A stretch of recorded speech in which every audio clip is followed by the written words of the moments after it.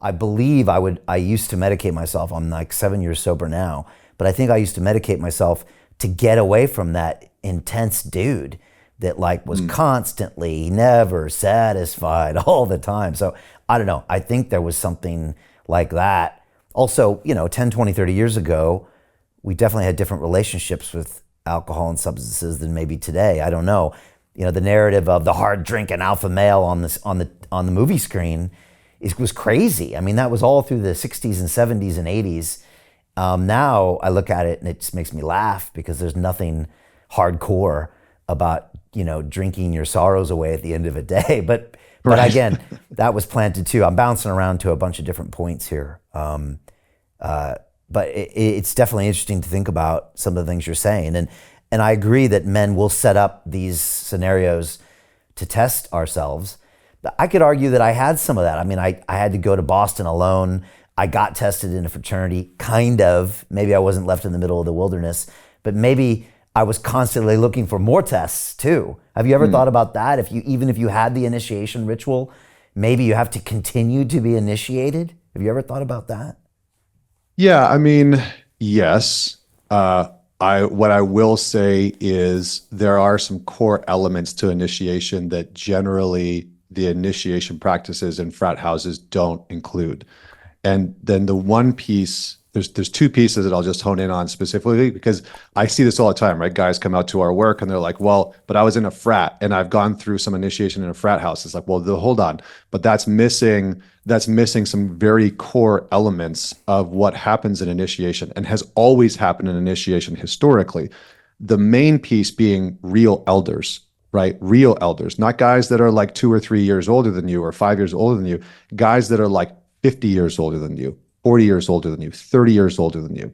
And that's the thing that a lot of young men miss out on is this kind of paternal, fatherly, grandfatherly like energy. And it's, in my opinion, it's one of the reasons why Jordan Peterson has been so successful. I mean, he is the archetypal structured father that a lot of young men have missed, that have missed out on. And the second piece is this returning to the village for, like, when you go on an initiation experience, what's supposed to happen is that you go out, you experience something, and you return to the village a more whole and complete man, that you're actually in greater service to the greater community. And I think that generally speaking in fraternities, again, I'm sure that's not the case in every single one, but I think generally speaking in fraternities, that is also missing. You're not going back to the university campus and trying to contribute something back to them or the greater community and society. Like, we as men find purpose and function and meaning in being able to find competency, which it sounds like you've really tried to bring men into your show who are extremely competent in some areas, which is one of the things that I think a lot of men are missing, which leads to depression and anxiety and purposelessness. But also being able to contribute something of substance and value. And so I just wanted to touch on that one piece because I think it's important. And then I think the other thing is, Friedrich Nietzsche had a great quote. I put it in my book, and I wrote a chapter called The Shadow of the Father. And every man has a shadow that's sort of passed down generationally from his father, whether it's your father was completely absent, your father was sort of spineless and didn't stand up for himself, and your mom ran the household and he was this sort of quiet, meek man that sat in the corner and did what he was told. Or your father was a tyrant, and was loud and dominating, and you couldn't get a word in, and so your personality never really kind of got to come out. There's many different versions of it, but Nietzsche said, what is hidden in the father is revealed in the son. What's hidden in the father is revealed in the son. And it's this notion that what our fathers have hidden is generally the burden and the weight that we carry that we're trying to grapple with. So if your father was somebody who was, maybe this is too inflammatory of a term, but it was sort of a spineless, meek, weak man, didn't advocate for himself, kind of weak, it's very likely that what's hidden in you is a very deep rage, because you've grown up around a man who didn't actually show or embody what it looks like to be a man who knows how to deal with his anger, knows how to deal with his own power, knows how to deal with his own potency.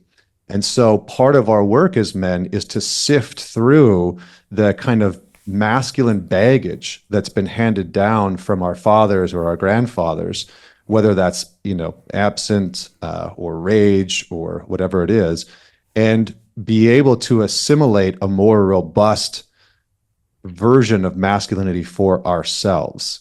And I think that that's the task that a lot of men are trying to do in our modern culture, but there's not a ton of resources or systems or spaces that are encouraging men to do the really hard sort of deep work that they know they want to do and embark on.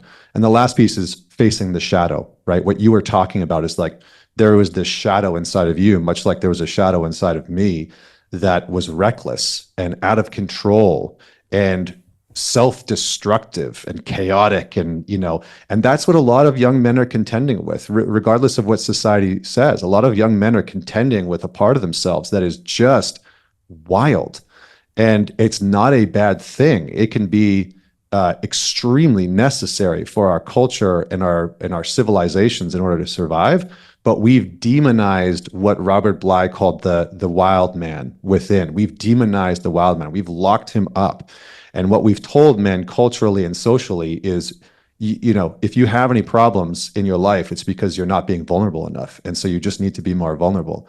Well, that might be the case sometimes, that you need to open up and be more vulnerable, but that certainly is not the cure-all solution that has been pitched to modern men, because I think they see the outcome of that in their life. And I'm sure we'll dive into that more at some point, but what's your thoughts on that? No, that's a great point, and I'd love to dive into that too, maybe a little bit later.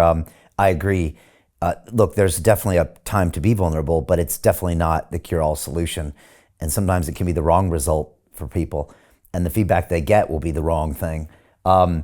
Interesting you talked about that, because, I actually, after the overdoses in New York City, I moved to London, and at 30, I started rebuilding myself. And now what I do is I found a way to tame that crazy guy. And now I know how to deal with him. And I know with certain practices, I can tame him. And now I've got this beast that I got tamed, or that at least I have somewhat in control, or the illusion of control in my head, but he's pretty well under control now.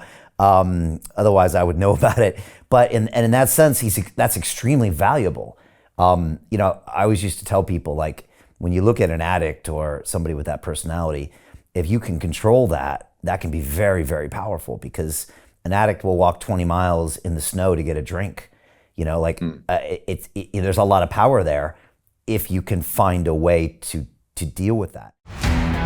How do you get out of a rat race? How do you create wealth not only for yourself, but also for the generations to come after? I am absolutely amazed with the quality of companies that we're getting exposure to. We go on to Zoom calls with the innovators and the folks who are building new applications in metaverse, blockchain, artificial intelligence, decentralized finance. What's going on, everybody? Thumbs up if you can see me. We are focusing on early stage investment. And the quality of people that we're getting exposure to, whether it be Dan Tapiero with 1RT, Jason Ma from Open, Yatsu from Animoca. It's been a phenomenal experience thus far. It has far exceeded my expectations. We are focusing on cutting edge technologies. I view it now as the best investment I've ever made. The upside, I view, is unlimited. And as a retail investor, I would never get this exposure anywhere else outside of Investment Club. See you in the Investment Club.